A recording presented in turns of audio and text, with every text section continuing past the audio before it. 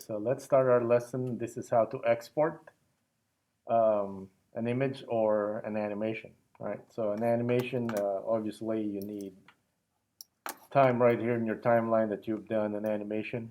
Either that's just animating a camera moving, so on and so forth, or just capturing a still image, all right? So for this purpose right here, we're going to animate the camera just so that you could see it kind of traveling. We're going to go a little bit closer to the screen, right? So first thing, I just want to set that up. So this is a lesson how to export, but I don't have an animation, so let me do that animation real quick. I'm just going to go to wireframe here and then the top real quick so I can see where the camera is. Okay, and there's the camera right there. Okay, so I'm going to go to the animation tab real quick so that I can go here, number 7, which is the top, zoom out. I can see the camera. I'm going to turn on my tools right here. So as you can see, when I move that forward, we get that really cool kind of, animation. Okay. So, but before we dive into that, let's see now what the camera can record. Okay, what is the resolution? So we're going to go here, very top first. We want to make sure we're on EV. We're going to do that on EV first. But per instruction from our last lesson regarding EV versus cycles, what do you turn on? You need to turn on ambient occlusion, bloom, and then screen space reflection if you're rendering in EV. Agree? If you're rendering in cycles, you simply switch to cycles right here. Okay? And then you render at 128 with the automatic denoising. Should be fine. Because you mess with this number, you get a cleaner image, but it's a matter of jumping from extra 10 minutes to extra 10 hours, depending on how complex your scene is. So it can get super complex. So let's just go with our EV first, okay? The next tab below your render engine is your output right here. This one is simply asking, hey, what is the resolution of your render, okay? So by default, we have 1920 by 1080. That's our default screen, right? What was the aspect ratio on Jeremiah on the photo? Is it a square or is it like a cinema, like 16 by 9? Yeah, it's more like cinema. Cinema, okay. So I'm actually gonna go change this to 1920 just so that we could see the gate right. Okay. Right, it kind of get changed, okay? So now it's a little bit wider, as you can see. That's the resolution. It changed. It used to be 1080 by 1080, which is square, right? Let's turn this look dev right here. Let's see if we could see some preview. Here we go. And let's take a look here. This is basically what the scene would look like. I don't have Jeremy's texture, so that's why I'm defaulted by Adon's favorite color, right? So right there. So I'm just gonna go pull back right here. All right, so that's a giveaway right there that I might need to adjust my camera a bit, right? Because it's showing the world right there. And then probably gonna pull that. All right, so that's where I want to start this. And maybe what do you call it? Pull it down just a bit right there. More on the floor. Okay. I'm not saying that that's how they come. I just want a little bit more floor on my animation going forward. Okay. So, all right. So I changed the resolution by changing it to 1920 by 1080, and then, of course, you can do 4K resolution. You simply have to multiply that by 2. Mhm. All right. You double it up, and then that's how you get the resolution. You multiply it to 4, you get 8K. Okay. Best way to do it in Blender is simply do regular math, where you go asterisk times 2. All right, and then you get 3840, which is video for 4K, right? So you guys know the trickery in marketing, right? 4K TV are not 4K, they're 3840, but it's a terrible thing to be marketing. Hey, you want to buy 3.8? It looks like you're getting cheated on. So they bump that up to 4K. So they don't get sued. They call it UHD, Ultra HD. So there's two names for it, 4K, Ultra HD, so that when you complain, get your lawyer, Pitchfork and all that, 4K, they go, oh, well, it's Ultra HD, So anyway, so uh, In some cinema, that's the gate right there, right? Super wide, like Star Wars, 235 to 1. I think it's what Star Wars is using. So they can go super wide. So they're almost 4K here, and then like 1K height, right? So instead of 16 by 9, which is 16 parts horizontal, 9 parts vertical, which is your standard television size. Macs are weird. They're 16 by 10 actually. These are one vertical unit higher. Okay, but everything pretty much is 16 by 9. Okay, so let's change it back to 16 by 9. So I'm just going to go back 1920 by 1080. All right. So well, let's go fancy. Let's do a little bit more. I'm going to lower the resolution to 900 on the vertical. Okay. So it goes a little bit widescreen, a little bit more cinematic kind of, you know. All right. Anyway, the one below it where it says percent right here, it's 100. That means you're rendering it 100% resolution.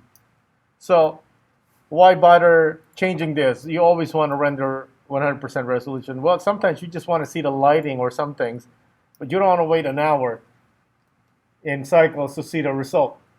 Let's say you're rendering 4K, and you could analyze and see what's happening in about 720 only. So you can drop this down to 50%. What happens then? It will cut the resolution to 50. So you don't have to keep messing with your original resolution. Does that make sense? So let's say you rendered in 4K, and then you want to just see it in HD. You don't need to type in the number in HD. Just simply go 50%, 25%. So you keep the photo keeps getting smaller and smaller. Okay. Here it's fairly quick, so we can see the difference here. So I'm just going to go render real quick. Render image. All right, this should be fairly quick since we're in EV, but we do have our Super Mac, so I just like, okay, there it is. All right, so if I go 50 right here, you'll see the difference. Yeah, I'm just going to render 50%. All right, there it is. Okay, so you don't have to keep messing with the number.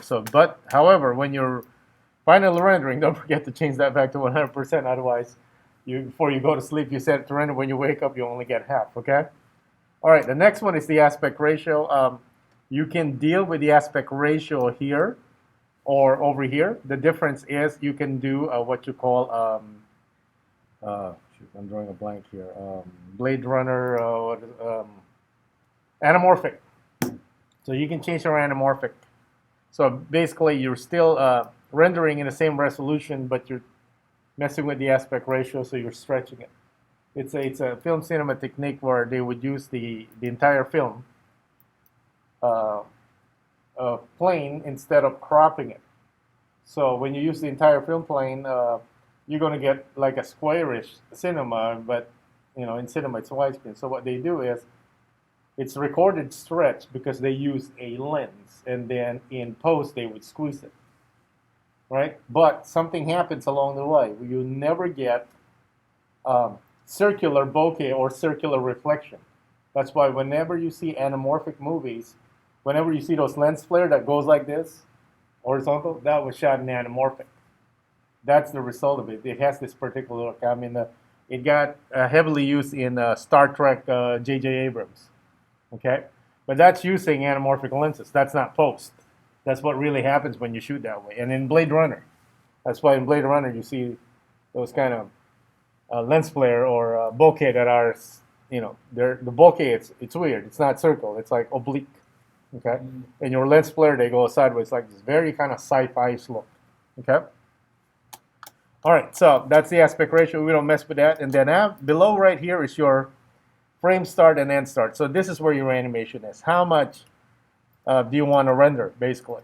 Okay, so if we are animating in 24 frames per second, and we animate 10 seconds worth of animation, that would be what? 240 frames, right? So you set it right here. So whatever it is that you're trying to render, you never really want to render your entire animation. You want to render in sections in case something happens and you can, But we never really render in movie files, okay? We always render in sequential files, meaning we want a bunch of PNGs or a bunch of targets or a bunch of TIFF or a bunch of OpenEXR. The reason for that is if you crash halfway in your render, well, guess what? You keep those files. If you render a movie file, you crash halfway, guess what? The movie file is corrupted. You don't get it. Okay? Plus, in compositing, we don't use movie files or uh, truncated compressed files. You want the ability to be able to dissect them in sequential files, meaning one file at a time. So if I'm rendering 240 frames, I get 240 photos, PNGs or Targas or TIFF, right? So you set your start and end frame right here, and then your frame rate space right here. So you can increase your frame rate in case you want to do some slow motion. Okay, so if you're doing slow motion, you would do 10 seconds worth of animation, but you would render 10 times that because you're trying to match, let's say, the frame rate of your live action, or you're actually going to do some slow motion in post. Okay, so all right, so that's your frames per second right there, and then finally your output. This is where you click the folder where you want to save it, and you give it a name. All right, you basically give it a name, and it will. This is so important because if you forget this, it will render, but you're not going to get anything. Blender's not going to warn you, hey, you're not even saving this. It'll save it to the temp file, but no. All right. So I'm going to cancel that one for now. Here, file format, it's asking, hey, what do you want to save this as? All right. What do you want? A BMP, OpenEXR. Actually, it's this is the industry standard. It's not Targo, JPEG, or any of this. OpenEXR is developed by Industrial Light and Magic, so that whenever you work with one company, you can just move the stuff, your project, in another company by using OpenEXR. There's no questions asked; it just works. Okay. All right. So you can also do MPEG video, JPEG, so on and so forth. So for our purpose here, we're not going to composite this. We're just going to make it simple, right? So we're going to do an animation. We're going to render it as MPEG video. All right. So it'll just be one file. All right. And then right here in coding, it's going to ask, hey, what kind of container do you want? You want QuickTime. We're using Maxer plus QuickTime. Pretty much work anywhere. All right. So you're going to get an MOV file as an MPEG video, and then it's going to ask, what is the codec? 8.264 is all we got here. So if we have 8.265, we'll use that. 8.264 is a nice codec, but it's a consumer codec, meaning it's meant for consumption. It's for watching. It's good quality and it's small. But let's say I wanted to create a video and I want to give it to you so you can put some titles to it in Premiere or whatever. I don't want to give you 8.264. I want to give you something more substantial. Okay, because you will do something to that video, and guess what happens? You will compress it when you export, and then you do a generation loss. So if I give you something where, think of 8.264 as JPEG. What is a JPEG? It's really good looking, isn't it? But if you plan to manipulate it, guess what? It's going to break down. It's like JPEG, it's the end, you know? This is really just for you watching it, viewing it. You shouldn't be manipulating it, you know? You want something like, let's say, a PSD or a TIFF, something more substantial. All right. So 8.264. Now you're going to change your quality output to high quality. Why is it on other quality? Well, sometimes you want to preview something, you just want to render it small and preview. You don't want to give it away your final movie, so you would render it in such a way where it's degraded in a way, or you just want a smaller copy of it, you know. Okay, and then encoding speed, I'm gonna go with good right here. You can change that depending on your computer. Okay, so the better the encoding, I mean it's kind of like a balancing act, right? Time versus quality and whatnot. So, but we will not experience that with this Max, fortunately. All right, and then there's no audio because we're not outputting any audio. All right, so I'm gonna put it that way, and then we're gonna leave this to, we're just gonna render, let's say 48, 2 seconds worth of animation, okay? To make life faster right here. And then I'm gonna switch this to 50%, so it's smaller, okay? So, all right, so that's our setting right there, okay? And then, again, output, I'm just gonna go to the desktop. Let's call this one camera animation, okay? And hit accept. As you can see right there, that's where it'll dump the animation. Okay, and QuickTime, all the settings are good. All right, so if you just want to render at this point one frame, uh, no need to go frame start here one and one. You can just go to render and render image here. What it'll do, it'll render the image. You've done this before. You get a photo, and to save this photo, you go to image, and then you can save that as a copy. Remember, even though you rendered like this, you close Blender, that thing is gone, right? It's just gone. So you need to save it after. So that's how you save an image. If you want to save an animation, it's something else. Render, render animation, and then all these options that we did here will kick in. But before we do that, let's get going with the animation here. So I'm going to start a little bit right there so that the walls are not so thick on both sides, and I might need to move that a little bit here to kind of center it. That's OCD kicking in. All right, so I'm going to start right there. So I'm going to just press, it's actually quite simple. I'm just going to go press I. I is to invoke your keyframe. Okay, I, and then I'm just going to go location. I want to animate location right there. Okay, or you could set up N right here, and then on your location right here. So I'm only animating this on the x-axis, right? So I can just right-click my position right here on frame 1, insert keyframe. So it keyframes that. Okay, oops, sorry, undo. Insert single keyframe. So it's only on the X. Okay, and of course I move my time. We're doing 2 seconds only, right? So to 48 right there, and I'm going to push this in. Very subtle, right there. Okay, and then right here I'm just going to go right-click, insert keyframe again, and then we watch this.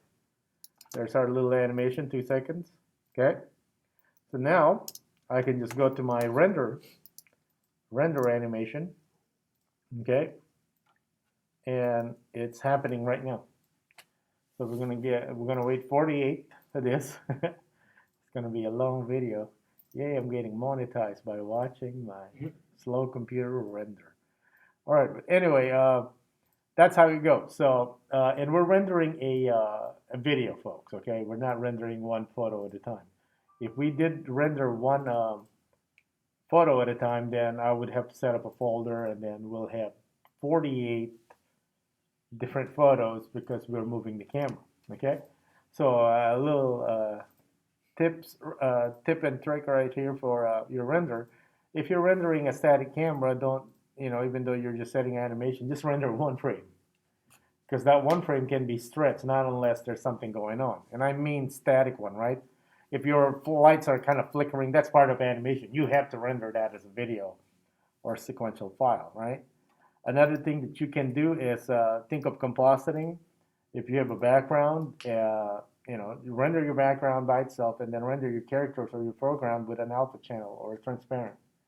So you only render your characters or your foreground and then you render your background once because it's just static in the back. Does that make sense? Because if you render that like an entire scene, then you keep rendering that background, you're wasting time. It's just going to be static. Okay, so it kind of things to think about. But we haven't really done any kind of compositing here. We're always rendering as an all channel render, kind of like this one. Typically, this will be rendered separately. Your reflection is separate, your shadow is separate, your diffuse color is separate, so on and so forth. All right, right there. Okay, so it looks like we're done. Let's see.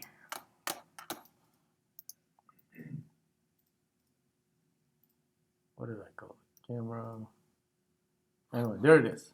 Okay, let's double click it. And again, we rendered this 50%. So there we go. There it is. Let's put it on loop and then just go crazy. Just keep watching this on loop. All right. That's how you render your animation. So hopefully that actually got recorded in QuickTime. Okay, so that's how you export your animation and your still image.